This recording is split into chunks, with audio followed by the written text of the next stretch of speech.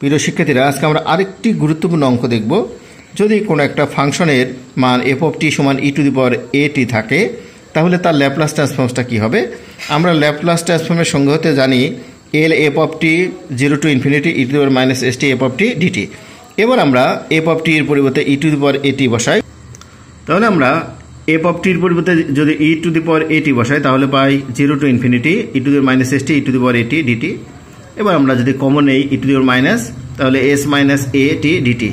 এবার আমরা যদি এটাকে ইন্টিগ্রেশন করি, তাহলে পাই e to the power minus s minus a t t divided minus s minus a zero to infinity. এবার লিমিট যদি বসা দিই, তাহলে minus one by s minus a e to the power minus infinity minus e to the power zero.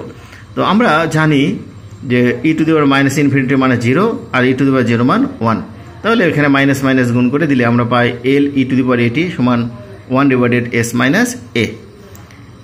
তো প্রিয় শিক্ষার্থীরা, আমরা এবার আরেকটি অঙ্ক দেখব। টি সমান e to the power minus এটি।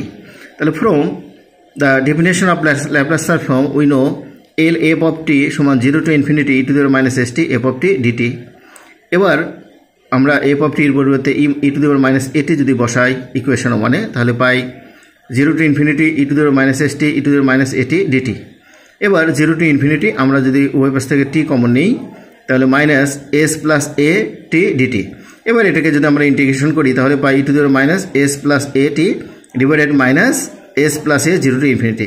এবার আমরা লিমিটের মান যদি বসে দিই, তাহলে আমরা পাই minus one divided s plus a, আর এই পাশে আমরা পাই e to the power minus infinity আর কি e to the power zero. আমরা জানি e to the power infinity equal zero, e to the power zero মান কি ওয়ান। তাহলে এখানে আমরা পাচ্ছি এল ই টু দি পাওয়ার মাইনাস এটি সমান কি ওয়ান ডিভাইডেড এস প্লাস এ। এবার আমরা পরের অঙ্কটি দেখি, যেখানে এফ অফ টি এর মান দেওয়া আছে কস এ টি। তাহলে আমরা ল্যাপ্লাসের সংজ্ঞা অনুসারে আমরা পাই l of f of T zero to infinity E to the power minus S T F of T DT. এবার আমরা এফ অফ টির পরিবর্তে কস এ টি বসাই। এবার আমরা ইন্টিগ্রেশনের যে ফর্মুলা ছিল e to the power a x cos b x dx সমান e to the power a x square b square a cos b x b sine x, এই সূত্র অনুসারে বসে পাই e to the power minus S t minus s cos a t plus a sine a t divided a square plus s square plus a square আর zero to infinity. এবার আমরা মূল অঙ্কে যে লিমিটের যে মানগুলো আছে, অর্থাৎ জিরো টু ইনফিনিটি, প্রথমে ইনফিনিটি বসাই পরে জিরো বসাই।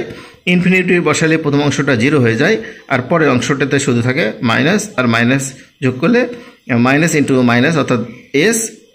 তাহলে আমরা পেলাম এল অফ কস এ টি সমান S divided a square plus s square. প্রিয় শিক্ষার্থীরা, এবার আমরা দেখব যদি এফ অফ টি সমান সাইন এ টি থাকে তাহলে কি হবে। তাহলে আমরা ল্যাপ্লাসের সংজ্ঞা থেকে জানি এল এফ অফ টি সমান zero to infinity to minus S T F of T DT.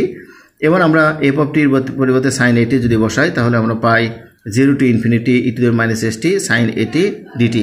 এবার আমরা যে সূত্রটা এর আগে ইউজ করলাম ওই সূত্র অনুসারে আমরা ইন্টিগ্রেশন করলে পাই e to the minus S t minus a sine a t minus a cos a t divided s square plus a square zero to infinity. এবার আমরা লিমিট যদি বসে দিই, প্রথম অংশটা জিরো আর পরের অংশটাতে পাই শুধু এ। তাহলে আমরা পেলাম এল অফ সাইন এটি সমান এ divided s square plus a square. তো প্রিয় শিক্ষার্থীরা, আজকে এই পর্যন্তই। আল্লাহ হাফেজ।